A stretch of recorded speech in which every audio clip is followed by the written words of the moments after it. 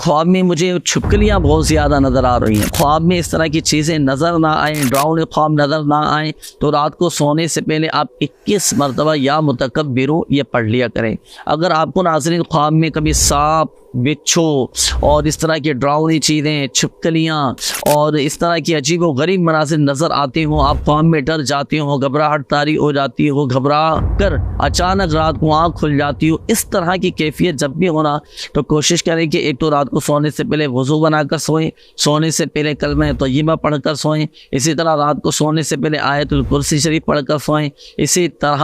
रात को सोने से पहले 21 मरतबा 21 टाइम या मुतकब्बिर आप ये पढ़ लिया करें। हर तरह के डरावने ख्वाब और इस तरह के सांप, बिच्छू, छिपकलियाँ, अजीब व गरीब चीज़ें ख्वाब में नज़र आना बंद हो जाएंगे। तो आप ये पढ़ें, अपने जहन को, अपनी ख्यालात को, अपनी सोचों को, पास को साफ रखने की भी कोशिश करें। बाद औक़ात दिन भर जो चीज़ें हमारे जहन में गर्दिशें कर रही होती हैं, जो अजीब व गरीब ख्यालात आ रहे होते हैं, तो वो भी बाद औक़ात ख्वाब की सूरत में हमें नज़र आना शुरू हो जाते हैं। तो अच्छा देखें, अच्छा बोलें, अच्छा सोचें, अच्छी बातें करें, अच्छी जगहों पर जाएं, तो ख्वाब भी अल्हम्दुलिल्लाह